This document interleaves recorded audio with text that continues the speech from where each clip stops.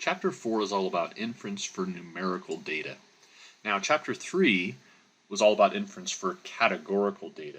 We learned lots of formulas and lots of techniques for being able to construct confidence intervals and conduct hypothesis tests. So before we get into the particulars of Chapter 4, I think it'll be helpful just to quickly remind ourselves of what it is that we did back in Chapter 3. So Chapter 3 was categorical data. It was all about proportions, right? Because we remember that whenever we're looking at categorical data, then the parameter of interest is a proportion of the population. So first of all, when we just said the letter P, remember that was our true proportion, right? That was the parameter value that we were always interested in. If we had P hat, that meant our sample proportion. And then we had P0, and that meant our null value, right? And so that was the proportion that we hypothesized we had in our null hypothesis. All right, and then from there, when it came to confidence intervals,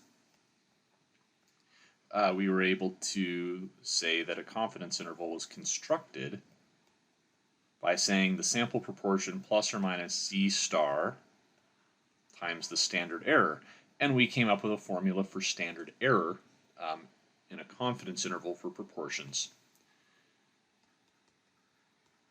And then for a hypothesis test, remember that we were able to come up with the test statistic, which was our sample proportion minus our null value divided by our standard error.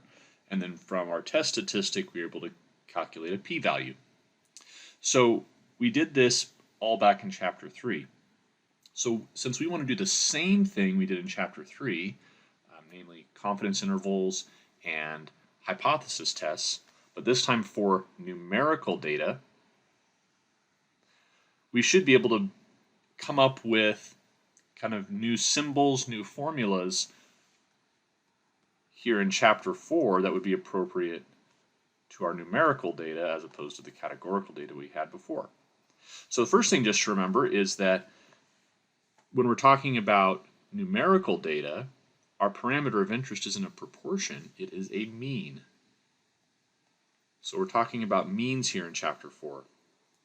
And so when we talk about P, the true proportion in Chapter 3, now we're going to talk about mu, right? We've introduced this before. This is the true average or the true mean. All right, a sample proportion was P with a little hat on top. And then remember in Chapter 1 we learned that we use X with a bar over it to be the sample mean. And if we want to talk about a null value, we'll just talk about mu with a little 0 here as our null value. All right, so similarly to before, when we did a confidence interval, it was the sample value plus or minus z star times the standard error. Now this z star times the standard error we also called our margin of error here. Okay, so what we want to do is if we want a confidence interval, we want to be able to take our sample value plus or minus some margin of error. Okay, and we'll talk about how we figure out this margin of error. It's going to be different than how we calculated the margin of error for proportions, but we'll come up with what this should be here in Chapter 4. And then for hypothesis tests, we're going to have this idea again of the sample value minus the null value, just like we did over here, sample minus null, divided by our standard error. And that is going to give us a test statistic we can use here in Chapter 4 for means. Now, I've left this blank here because we're going to give it a different name. We're not going to call it a Z. It turns out that we'll call it a T, and we'll talk about why that is as we go along. Okay, so let's talk a little bit about that, the standard error, right? So just like here, we had a standard error that we wanted to use. We'll want a standard error here for our confidence confidence intervals and hypothesis tests as well. So what would that be for means? Well, we can take this right here kind of just as a given, that the standard error for, the standard deviation of a sampling distribution of sample means, also called the standard error, should be the population standard deviation, right? This is the standard deviation of the population divided by the square root of whatever your sample size is. You know, this makes some sense. I'm dividing by the square root of n. Remember, we also divided by the square root of n in our formula for a proportions standard error. And so we're doing that here again, and so it makes sense that, as your sample size goes up, the standard error goes down, right? You expect less variation in your sampling distribution. So this is just a formula that will be given, won't really explain where that comes from, but again, I think we would say, based on what we learned in chapter 3, that does make some sense. But there's a fundamental problem here. This standard error assumes that we know what the population standard deviation is. Now, let's think in the context of conducting constructing a confidence interval for a mean. The whole reason we would be constructing a confidence interval for a mean is if we didn't know what the true mean actually was.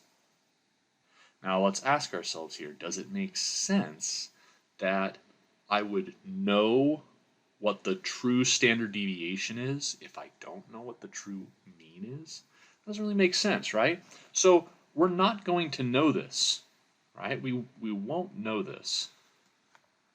And so basically, while this might theoretically be the correct standard error formula to use, it's not worth very much. So what we do instead is we substitute in the sample standard deviation. So I take a sample, I want to create a confidence interval that uses that sample, and so I will be able to come up with the standard deviation for the sample, right? We learned how to do that back in chapter 1. So we use this standard error formula instead. So sample standard deviation divided by the square root of our sample size, and then we're going to hope that that allows us to create a confidence interval.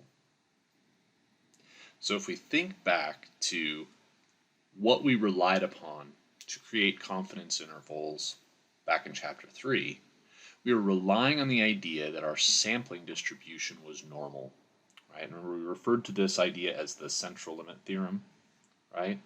So if we want to use similar techniques, then we better hope that, number one, the central limit theorem holds, right? That in fact, if you take sample after sample after sample after sample of means, that it does form a normal distribution or a bell curve.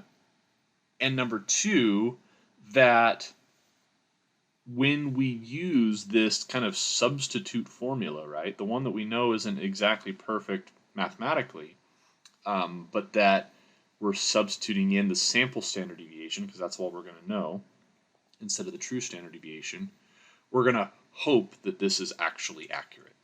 Okay, so we're going to explore this in the numerical data confidence interval lab that you'll do right after this video.